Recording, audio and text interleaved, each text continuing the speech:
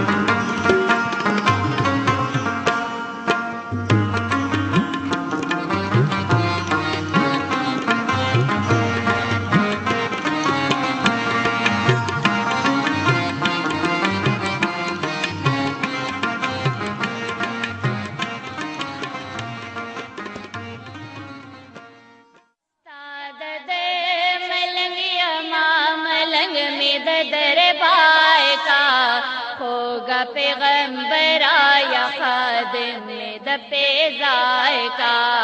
होगा पैगंबर आया खादिम द पेज़ायका सादद मलंगिया माडी पजम तंगिया मा सादद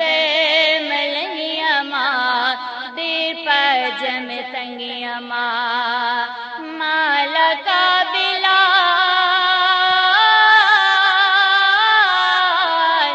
मालका बिलाल गुंते फजर बांधे पर हाय का होगा पैगंबर आया खादिम द अस्सलाम वालेकुम हाँ रोमानी साहब څنګه چرته په خوکړه په دې طرف څنګه رااله ډیره بس زه خو ملک احمد بابا راغلی ما نو لار کې راسره حمید الله ملاو شو جی انو یې چلته کې جمیل صاحب دی رومانی صاحب دی او کاکا جی یاد کو نو ما وی بس چشتی بابا ته هم یو دعا وکړو زاړه یادونه به تازه کو دلته کې پخوا به میلې کېدې چشتی بابا کې او جی چشتی بابا کې به ډېرې خوږې میلې کېدې د اختر میلې به هم کېدې او د دوی د عرس میله به کېده چې هغې ته بابا دیګ به ویلو د لرې لرې نه خلک به راتلو او داسې مایلس په پنکاران به هم رالل او خلکو به مزه وه دا ډېر مشهور زیارت دی د دې علاقې چې د دوی اسم شریف دی میا الداد چشتي او دا ملیخیل دی ملیخیل دلته کې آباد دي د دوی ډېر کرامات دي الله پاک د دوی په ذریعه سره دلته چینې مقرر کړي دي دا پټي مټي د هغې نه اوبه کېږي ډېری چینه ده کټوری چینه ده او مډیر چینه ده ناونو کې چینه ده د دوی ډېر علمي خدمات دي معاشي خدمات دي او داسې مذهبي خدمات دي نو دا د مشهور زیارت خو بیا څه موده پس داسې یو هوار اول وته د زیارتونو پسې خلک ونښتو د هغې د وجې نه د دوی هغه میلې ختمې شوې دلته کې به میله کېده او خویندې میندې به ورته راتلې او لکه میله به وجې دلته سړي به دلته لکه سړي به دلته نه پرېښودل ټالونه به یې اچولي وو دلته ټالونه به اچولي وو سامان به خرڅېدو او دې کلي اتفاق و چې نارینه به دلته نه ورځي د دې یو ډېر 2 کالونه لا زیات ماشوم به ورته نه پرېښود د 2 کالونه زیات او دا بڼ چې و نو دې کې زیات خونانو دا غټې شوي وې توتانو نو هغه ونې خو بیا ووالې قلم علیه او دلته کې چې کوم دی نو وایي چې یو زنځیر و داسې ما چې کوم دی نو هغې متعلق دا مشوره وه چې کم هلکان په سکول کې یا په سبق کې نالایقه وي او دا زنځیر خوله کې ووهي نو الله پاک هغوی ذهن کولاو کړي یا کم فنکاران چلی زده کوي او دلته به خلک د شپې راتلو د رباب ریاض به یې کوو د سیتار او د رباب لکه دلته به ښه زده کېده بلکل هم داسې و دې کې به ناست وو دلته کې دا ګیا میانه و دا به پاک صفا پروت و د دې خپل یو منجور و خلیفه ماما نومې و هغوی به د دې خدمات کولو کلي ولس پر هغوی سره مدد کوو او یو ډېر ښه دا لکه د دې ځای د لډن ډیری په ثقافت کې د دې یو لوی نوم دی دا یو لوی زیارت و زایرین چشتی بابا چشتی بابا کې به دیګ هم پخېده که نه وریجې به ډېرې خوږې وې وریجې به خوږې وې د خلکو خوړې او د چمده به ور وشوه بیا به دلته کې په هغې شپه مایلس کېدو او یو ډېر ښه سرګرمی وې ډېر ښه ښکلی دغه و او جمیل صاحب دا خو روماني صاحب هم دی او ټپه کړې ده وایي چې هونانو کې به میلې کېدې که نه وایي که زما ستا مینه رښتیا وي خونان به پاڼې رېجوي او ځای به شونه بالکل بالکل او د اولیاو باره کې یو شعر دی وایي سپک تیرانه شي د خیال اولیا خالي نه دي د کمال اولیا ډېر ښه ډېر ښه دا لن په چشتي وایه سلامونه څنګه ده هغه وایي سوات ته چې ځې په ملکم ځه د الډن په چشتي وایه سلامونه او حافظ القری صاحب فرمایي ای چشتي میا الداده ما نیولې لمن ستا ده واه واه واه اوس داسې کار کوو چې د ملک احمد بابا له ورځو عزیز لاله بوزم ستا ډېر ښه وخت ډېر که نه او راځئ چې ورشو زموږ نیکه دی که نه یوسف صاحب ډېر ارمان دی سعادت ملنگ یما ملنگ میں در پائے کا ہوگا پیغمبر آیا خادم میں پیزائے کا ہوگا پیغمبر آیا خادم میں پیزائے کا سعادت ملنگ یما ڈیر پجم تنگی یما سعادت ملنگی اما دیر پجم تنگی اما مالا کا بلال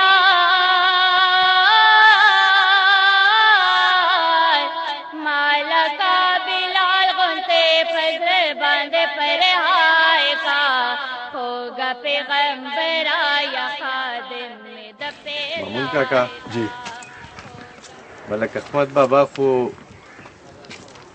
د یوسف زو مشر و کنه جی بالکل جی په 1470 کې پیدا شوی دی او په 1935 کې وفات شوی دنیا ته تشریف لکه په 1400 کې پیدا شوی دی 1935 کې پیدا شوی او په وفات شوی دی صحیح شو ملک احمد بابا خو د یوسف زو داسې مشر و کنه جی بالکل چې خپل کام یې ډېر په حکمتي عملی باندې بچ کړی دی بالکل جی د کابل نه راغلی دی دا علاقه ټوله فتح کړې ډېر هوښیار مشر ډېر هوښیار ډېر هوښیار مشر و او د پښتنو بلکې د ټولو پښتنو د بقا جنګ یې کړی دی بالکل جی بالکل زما خو دا ارمان و چې ملک احمد بابا قبر له لاړ شم او ملک احمد بابا هلته کې موږ سره چې کوم دی نو خان کجو بابا قبر دی جی نو هغه هم تر اوسه پورې دغسې پروت و اوس د هغه مقبره جوړیږي نو ټول مندړ پښتانه او یوسفزي خوشحاله دي په هغه باندې مقبره جوړیږي ځکه چې دا خو زمونږ اتلان و که نه او دا خو زمونږ ډېر لوی اتل دی بالکل جی نو سړي دا هم ارماني چې د ده دا مقبره دې هم جوړه شي عزیز خانه وروره زما په خپل دا زمونږ دا اتل مشر د یو تباهاله قبیلې مشر نه وې دلته یو تباه شوې قبیله ته ګوتې نه وې ورغلې او دې ته د روغو یوسفزو مشر وې چې د هغې نه 900 مشران نه وې شهیدان شوي دا لغبیک د لاسه نو دا به د دنیا دا خو د دنیا په یو څو بهترین سردارانو کې به و د خپل حکمت عملی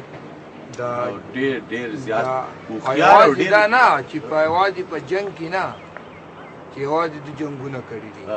دوی دا شیخ ملي بابا دوی چې کوم د ځمکو ویش کړی دی ویش بالکل شیخ ملي بابا ویش هغه په دنیا کې ډېر په دنیا کې مشهور دی د چې پښتنو له کم په هغه وخت کې قانون ورکړی دی لیکلي شکل کې نه خو د یوسفزو مونږ چې ورته خپل رواج وایو او هغه ډېر د کار سړی و خو افسوس دا دی چې دا قبر یې دغسې پروت دی او مونږ خو پسې ډېرې منډې تړلې ووالې او څنګه یې تا ته پته ده مونږ یو 2 سیمیناره هم کړي دا صوبې په سطح باندې او تر اوسه پورې خو دا به چاته پته نه وه چې دا د دومره اتل مشر دی به خلک ملاک احمد وي ګوره پښتنو باندې جمیل صاحب دغسې بلا مصیبتونه راغلي دي هغه وخت کې په پښتنو باندې هم ډېر لوی تکلیف او مصیبت و هغه زمونږ دې مشر خپله قبیله نه بلکې ټول پښتانه بچ کړي دي ټول پښتانه نو شکر دی چې پښتنو له وخت په وخت خدای پاک داسې مشران ورکړي دي چې د پښتنو هغه قامي تشخص یې برقرار ساتلی دی او د پښتنو هغه قامي هغه یووالی پښتونولي هغه قانون هغه برقرار ساتلی نو زه ملک احمد بابا خو ډېر لوی قومندان ګڼم زه به ته په لنډو دا ووایم چې دی بې تاجه باچا د پښتنو بې تاجه باچا بې تاجه باچا نو بس دا خو ډېره ښه وشوه د پښتنو دپاره به چې کوم دی نو یو دعا وکړو عزیز صاحب د لایبررۍ دپاره هم حکومت ته موږ درخواست کوو چې ته د ګمبد وله جوړ کړي دله مقبره جوړه کړي نو هغې سره به لایبرري هم وي د خانقاجو هغې سره لایبرري هم ده هغې سره چې کوم دی نو سړک هم جوړ شو کمیونټي سنټر پکار دی دلته جرګې یو ځای پکار دی د مرکې یو ځای پکار دی زه خو مامون کاکا د پښتنو دپاره د قام دپاره به دعا وکړو چې پروردګار زمونږ دا پښتانه دعا وکړئ په امن کې اوس ساتي خدای پاک دې دلته خوشحالي راولي پروردګار دې دلته ترقي راولي خدای پاک دا پښتون قام د ټول انسانیت لپاره د امن او د مینې استازی جوړ کړي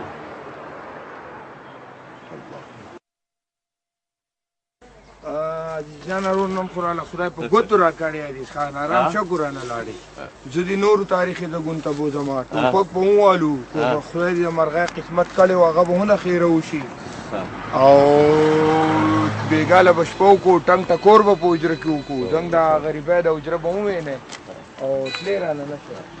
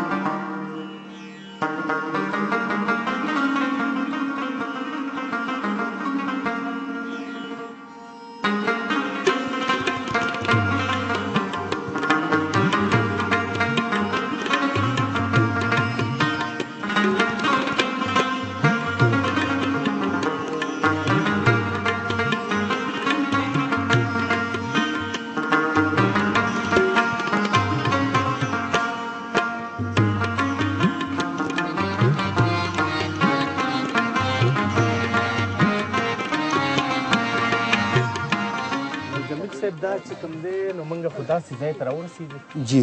دا کوم کلی دی دې ته شاکوټ وایي د دې نه خوا پلی ده زورمنډی ده شیرخانه ده او دې کلي ته شاکوټ وایي دې کلي ته شاکوټ او جی او دا خوا ظلمکوټ دا خوا ظلمکوټ دی بیا پسې لډن دی لډن لډن خو ډېر ښکلی کلی دی او جی او شاکوټ او ظلمکوټ او جی د یو بل سره څه نسبت څه نو نسبت دا وایي چې دا پخوانی لار ده لکه څنګه چې تاسو د منه مخ ګورئ که نه نو دا د اتیانو هغه لار ده چې وسطي شي کم دا شوکه د زمانې لار وه دا بره چې راغلی دا بره سړک ښکارېږي که نه دا یې اتیانو له راښکړې وه دې خو به یو دې طرف ته اوبو کمې وې غالبا چې په دې لاندې دی کې د هغو قلا او اثار شته دی دا لاندې دی کې ښکاري نو د دلته چینه ده په دې دغه کې د هغې نه به په دې اوبه هوړې او په دې به تجارت هم باقاعده کېدو بیا هر 4 کیلومتره 5 کیلومتره پس دې دلته هندوانو کویانو هغه مونږ ته اوس هم په نظر راځي او شته دي دلته کې په دې لاره باندې ځي دا کومه لاره چې تللې داسې به راتلل داسې به راتلل یا ګندهاره د زمانې دا لکه دغه نه به سامانونه راړه پاتیانو د وسط ایشیا سمرقند بخارا آذربایجان او تاجکستان او کابل او افغانستان به راتلل نه جی نه دو دا روټو دو بتل چترال ته زمونږه چترال ته بتلل چترال نه بیا شیندور ټاپ دو کراس کو دو به ګلګیت ته کو شو نو د هغو نه به دې بیا لاړل کاشغر ته نو د کاشغر نه به بیا دو وسطي ایشیا ته تلل دا لکه روټ دا یې روټ او هغه لاره چې تاسو ته ښکاري دي که نه هغه ښکته دا ښکته نه چې په دې ترس چې تللي ده نو دا هم د هندوانو د زمانې لار ده بودا د زمانې د هندوانو نه بلکې د بودا د زمانې ګوره د بودا د لارې ډېر شی دي په دې غرونو کې جي دلته کویان دي دلته ډېر زیات اثار دي دغه د لاندې باقاعده آبادي دلته یو ستوپ هم ده خو هغه اوس په دې وخت کې ناوخته دی چې موږ ته چکر وروالی وي چېرته به لاړ شو بیا به لاړ شو دا ځای سټوپا ده دا ځای سټوپا دی نو دا لکه د بودا د زمانې اثار هم دلته کې دا ټول له بودا د زمانې اثار دي بودا خو داسې بودا خو د امن علامت و که نه جی جی بالکل بالکل او هغه خو چې کوم دی نو دا ویلي و چې یاره څه ورته وایي چا سره زیاتې نه دی پکار بالکل تر دې دروغ ویل نه دي پکار نه جي نه مچ وجل وي تر څو یو جاندار د وجلو موږ ته حق نشته او یو به وي چې یاره مینه خورول پکار مینه خورول پکار دي یو به دا وي چې یاره یو آتما ده یو په انسان کې پرماتما ده یو روح دی یو تن دی نو چې ستاسو دا تن څومره په تکلیف کې نو ستاسو روح به دونه خوشحاله او بل دا چې هغه د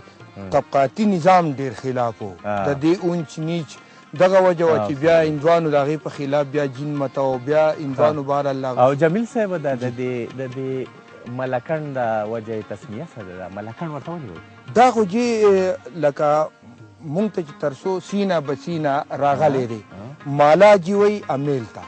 مالا لکه امیل ته وایي مالا امیل ته وایي په سنسکرت کې او کنډ جي غر ته وایي کنډ غر ته وایي نو که تاسو دا ملکنډ وکتئ که نه نو دی بالکل دی دغه ته داسې راننوتی دی دا بجلیګر جبڼ ته چې یو امیل شانتې راښکړی دی په دې وجه غالبا چې دې ته ملکنډ وایي دا خو داسې ذهن هم اخلي دا خبره صحیح ده بالکل او ملکنډ ښکلی هم ښکلی ځای دی لکه خوشحال خان بابا وایي چې په دا لار د شهسوارو ختل ګران دي ګوډه څو ورباندې درومي ملکنډ واه او یو ټپه ما جمیل صاحب اورېدلې ده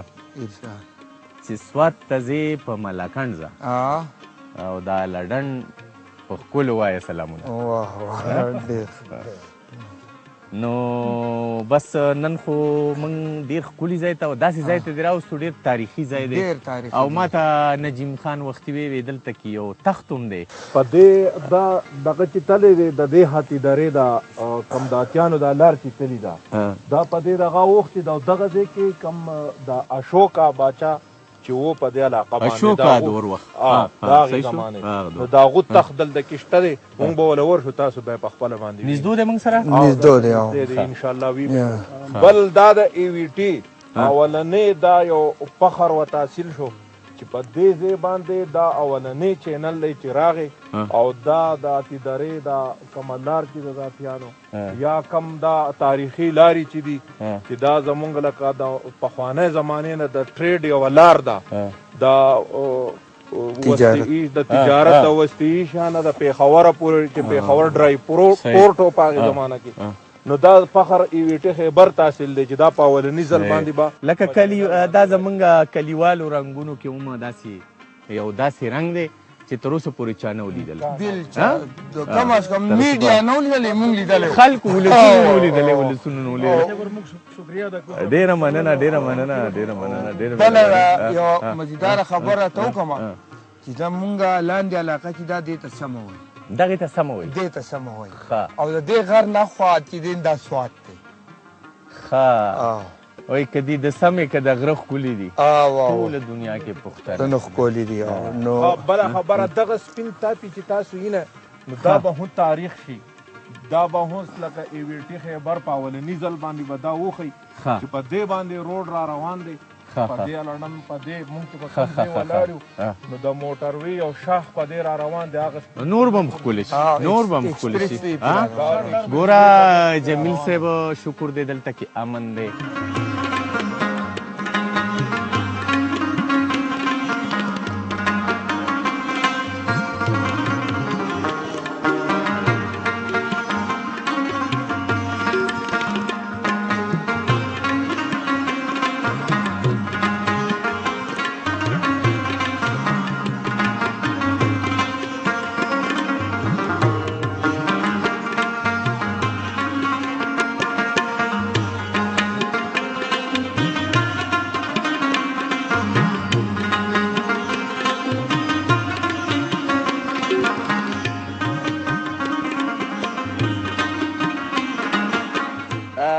جمیل خانه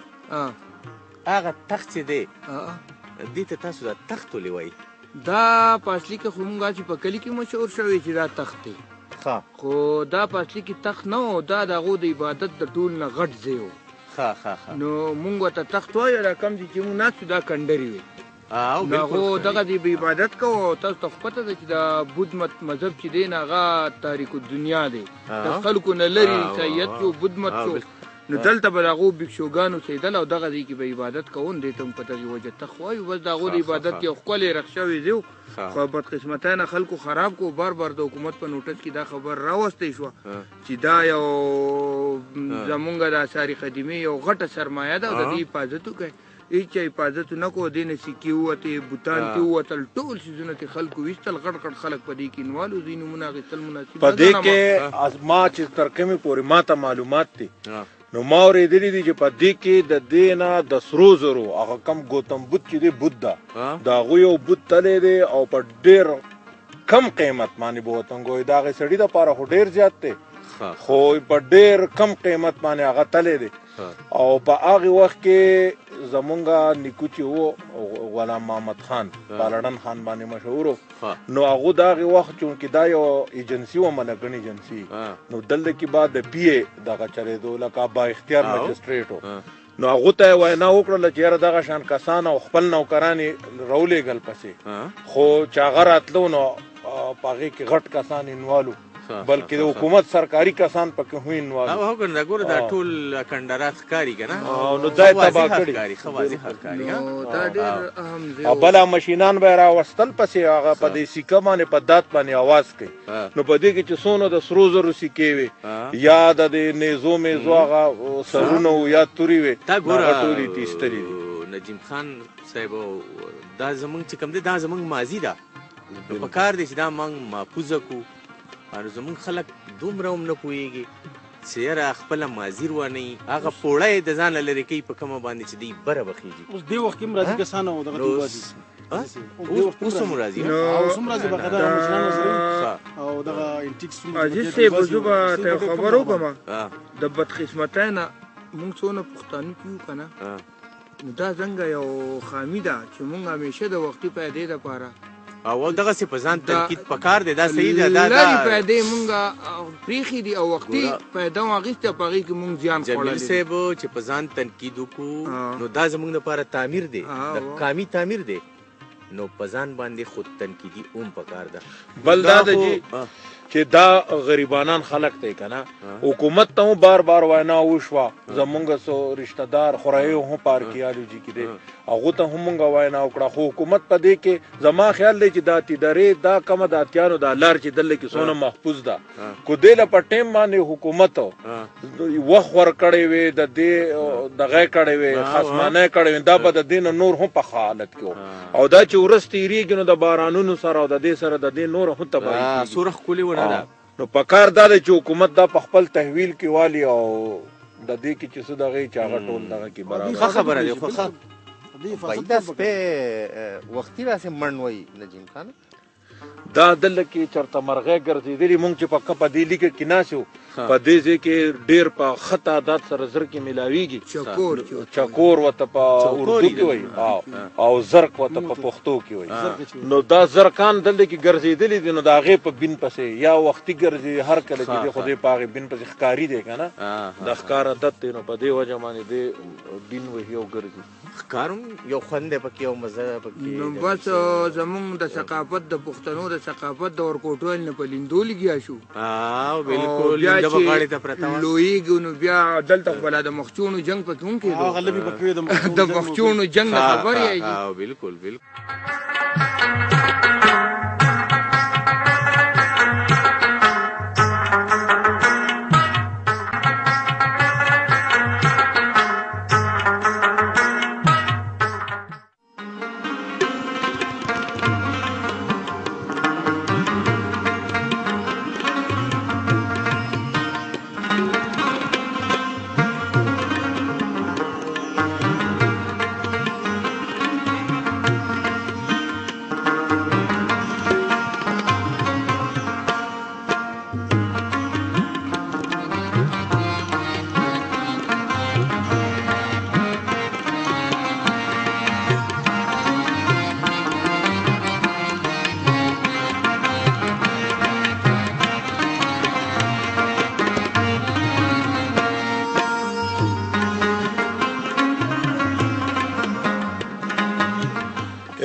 چې د غر نه راکوشې که نه او یو کپ چې درته میلاو شي ته به وایې چې 10 کسانو چاپي کړم ډېره مزه کوي پیمان یا چې اتي درې ضرور لاړ شي او د شاکوټ پولي ته ورسي او بیا راشي واپس لډن ته او د هغې په غره په ویښ کې داسې ښکلې بانډه او په هغې کې چې کوم دی داسې توده چای میلاو شي نو مزه یې نوره ده هډوکي دمه شي ډېره مزه نن به زمونږ پروګرام یې دلته د مېلمانه تاسو زمونږ مېلمانه ښه سیر دي ولاړ دي هر څه برابر دي او درست دي وباسو دلته به زموږ سره شپه یې ساتو ښه پیسې په جمع هر څه برابر دي الحمدلله ته زه خبره کوم که نه جمیل لالا داسې خبره ده چې دلته به موږ بیا راځو او هغه یو ټپه چا کړې ده چې جانانه تور سیرلی لال کا جانانه تور سیرلی لال کا زمونږ کډه ستاسو کلي ته درځي نه بیا چې راشو که نه بیا به چې کوم دی نو ستا مېلمانه شو صحیح شوه او دا ځای او هغه ځای یو ځای دی نو ډېره مننه مهرباني یاره په ایمان چا یې ماله چېرته دومره مزه نه ده راکړې په ژوند کې لکه دا اوس چې راباندې څنګه ښه ولګېده نو دلته مونږ چې غر ته راشو که نه لالا نو مونږ د وچې ډوډۍ او د پیازو د تشې غوټې نه دا راسره یي ځان پورې تړلي چې ښکار مار نه راځي که نه یاسې پکنیک له راځو چکر له راځو نو یقین وکړه د هغې نه مونږ پولاو رغو د هغې د پولاو هم دومره مزه نه وي لکه په ژوند کې رزق دوه خلکو وخوړو یا زمیندار سړي چې په پټي کې ښه کار وکړي او په پوله باندې کښېني او پیازو غوټه پرې کړي او یخې اوبه ځان ته په کټورې کې واچوي او یخ کاري سړي دی دا نور خلک یې په زور خوري اروره خلوص خو نن سبا په غر کې پاتې دی نو خبر کېږو به نه په ښاریو کې اوس هغه خلوص نشته محبت او خلوص روره په دې غرونو کې پاتې دی سوچه ژبه سوچه پښتو چې څه ته وایي جا په دې غرونو کې دنو دا د خدای پاک دا پښتو دا مینا دا د خدای پاک زمونږ په دې ټول وطن باندې خوره کړي ځکه چې زه خو دا ګڼم چې دا پښتو دا پښتونولي دا مینا د دې خلکو دا سپېڅلې جذبې زه وایم چې دا مې په دې ټولې دنیا باندې خورې کړې چې خلک د ژوند په خوند باندې پوه شي که نه د جمیل بھائی سړي داسې غواړي الله دې په دې ملک کې امن راولي ګوره زه خو داسې ګڼم چې امن راشي که نه نو هغې سره ترقي راشي نو چې ترقي راشي نو هغې سره خوشحالي راشي نو زه وایم چې خدای پاک دې زمونږ وطن ته مثبته ترقي راولي او خدای دې زمونږ وطن ته ډېره مړه او معموره خوشحالي راولي نو پروردګار نه 5 وخته دا سوال کوو چې پروردګار زمونږ د دې سرتورو پښتنو د دې سپېڅلو پښتنو دا سوالونه قبول او منظور کړي بس چای څکو او بیا چې کوم دی نو استانه رخصت الو او بیا به راځو تور سیرلی باندې انشاءالله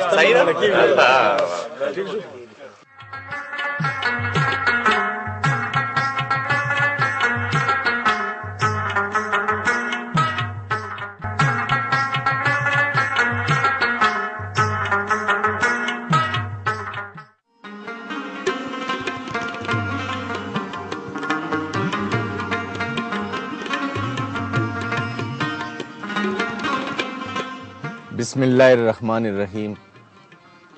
ګرانو کتونکو نن مونږه په ملکنډ کې آلډن ډیری کلي کې د آلډن خان په حجره کې چې پکې د دې کلي ډېر ښکلي ښکلي مشران ځوانان د دې کلي شاعران ادیبان د دې کلي ډېر ښکلي ښکلي ماشومان راغونډ شوي یو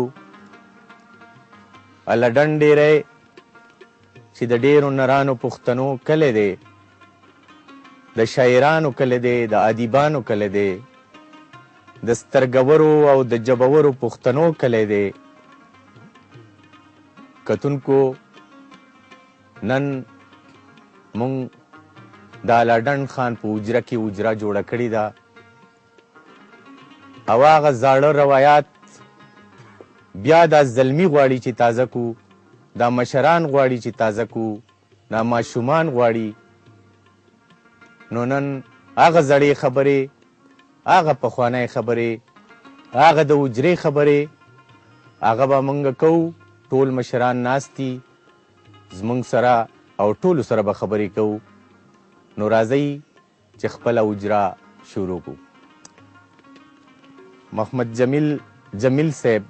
دی وایي ما ته خان مه وایه، پښتون هر یو خان دی جمیل خان. نو د ده نه به خبره شروع کړو چې پخوا به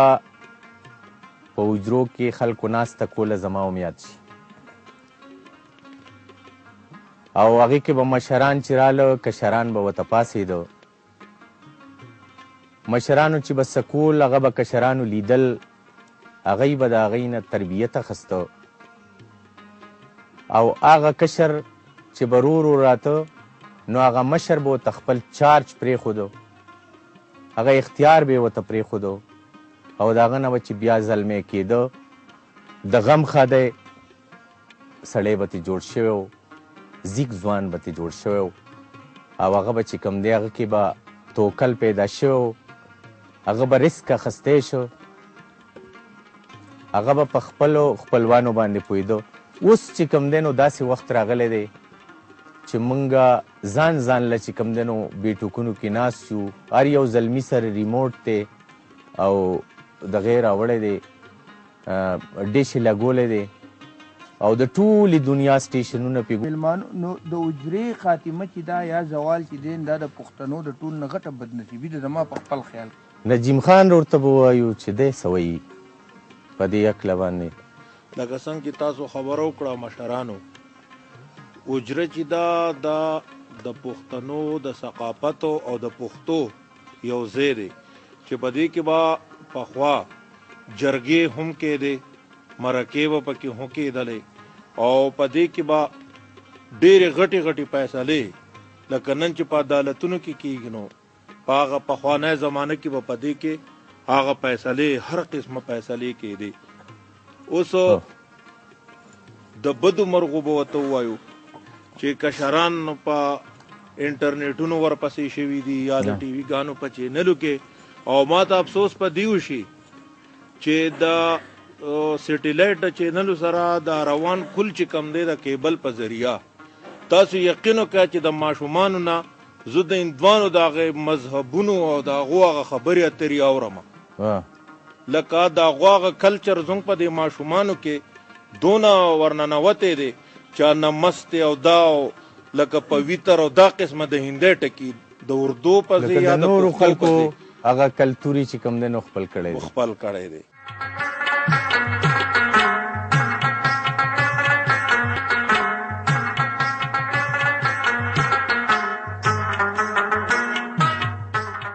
او بله خبره پکې وه په هغو ورځو کې په حجره کې وخت تقسیم و. اول به مشران رالل، کشران به راتلل، یو ګوټ ته به غلي کېناستل، بیا چې یو مشران پوه شول که نه به داسې رو کشېدلو، او کشرانو ته به بیا به کچه خپل ستار راواغېستو، منګې به یې راواغېستو، خپله تفریح دله به یې بنګړه. نه مشرانو به جمیل صاحب ټپې ویلې، مشرانو به چې کوم دی نو چاربیتې ویلې، مشرانو به متلې کولې، مشرانو به کیسې کېښودې، مشرانو به پټه ګیټه کوله، مشرانو به چنچرې کولې که نه. نو هغه اوزګار وخت به په مثبتو سرګرمو باندې هغه به چې کوم دی نو لګو.